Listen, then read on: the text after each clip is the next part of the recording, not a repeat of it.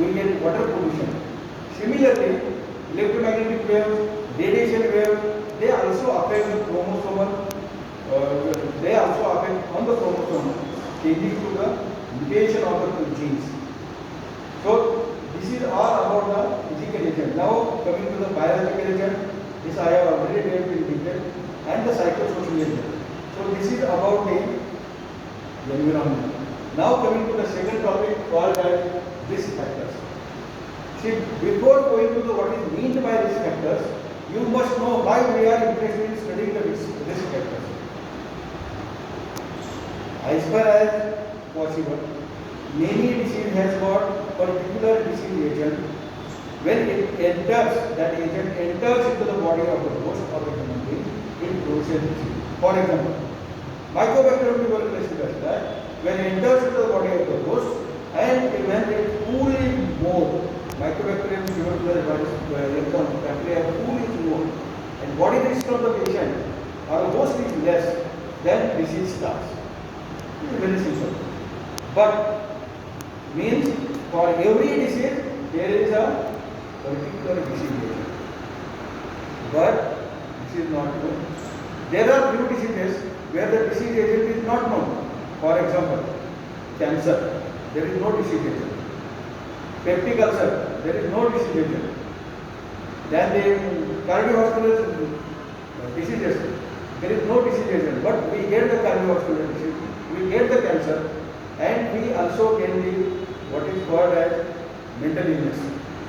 So for mental illness, peptic ulcer, cardiovascular disease, there are no disease agent. Then how this disease occurs? But for development of this diseases of cardiovascular, then cancer and the peptic ulcer, there are few risk factors. Why we are interested in studying the risk factor? There are few diseases which are not having any specific disease agent, but there are few risk factors for that. That's why studying of risk factor is most important. Can you understand? For example, cardiovascular disease, no disease agent, but risk factors are number one, smoking, increased cholesterol, increased blood pressure, hypertension. This may contribute obesity. All this will contribute for the cardiovascular. Increased lipid profile, that is hyperlipidemia. This causes the cardiovascular disease. Next is the cancer. No disease agent, but risk factors are there, like constant friction with the part. It will damage the cell and you may get the cancer. Person working in the chemical factory, chemical contact with the chemical factory will cause dermatitis initially, afterwards he may get the skin disease. There is no disease agent for mental illness, but mental diseases like what we call as schizophrenia, mania, behavioral disorder, there are these risk factors. That's why, for example, next is the accidents and injury. No risk factor, no disease agent, but accidents are seen, injuries are seen because of rash driving, no control over speed of the driving, speed of the vehicle. So, speed of the vehicle, rash driving against the rules and regulations will cause the accidents and injuries. That's why risk factors are studied. Why? Because there are few diseases which are not having any disease agent, but there are risk factors. Third is the germ theory of disease. Germ theory of disease. Germ means again a microbacterium, maybe the bacilli, maybe the virus or protozoa, fungi. Why we are interested in studying the germ theory of disease? Because this history of the germ theory of disease goes long back in the Louis Pasteur era. Louis Pasteur era in 18th century. So in 1860, Pasteur first demonstrated that bacteria can develop in the water. Bacteria can develop in the water, which is a stagnant water. And from then, in 1960, the era of bacteriology started. So Louis Pasteur is the first person who thought that the germ, disease agent, may cause the disease. So the first organism which was described by Robert Koch in 1977, anthrax. Anthrax. Second is in 1984, cholera, Vibrio cholera. Next is the disease agent, that is the diphtheria, that was described. So everybody thought at that time that there is a 1-to-1 theory.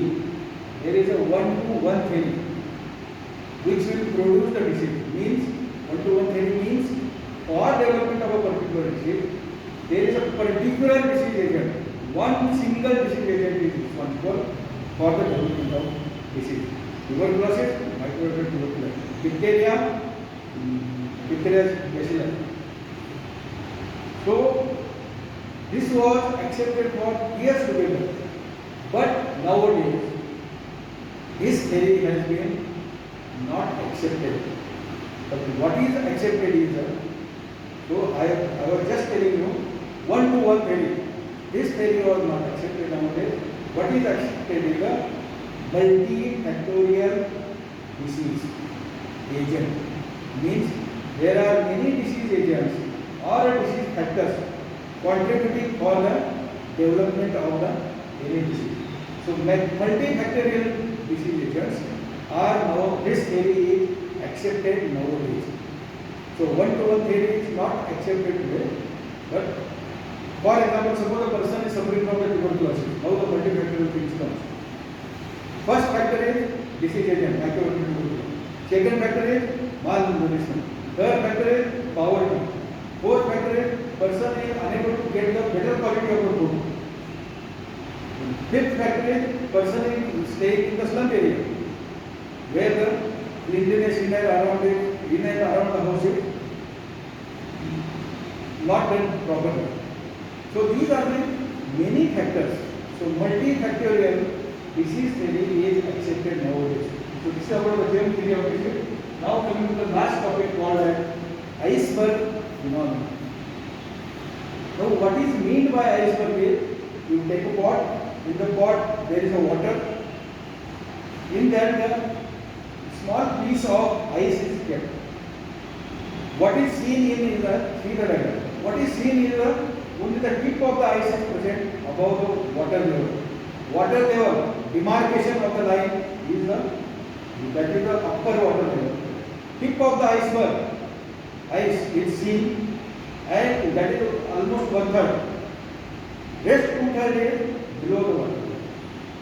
So what represents the tip of the iceberg is? Tip of the iceberg represents what physician sees with the naked eyes, that is clinical cases. 1/3. 3/4 is below the water level.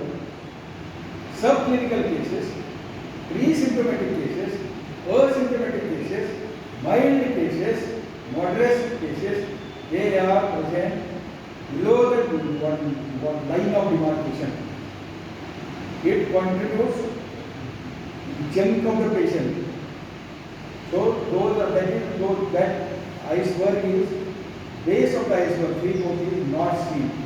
So unseen cases are represent like a pre-symptomatic, subclinical cases which are more dangerous because we are unable to treat, because we don't see. What we see is the tip of the iceberg, clinical cases, 1/3 of the cases. Then why this diagram is given? Diagram is given because if you see the part of the population, any community, part of the population of the community, And if you see the 4-5 cases, those cases it will represent the tip of the iceberg. Rest of the cases are not seen. So you must be able to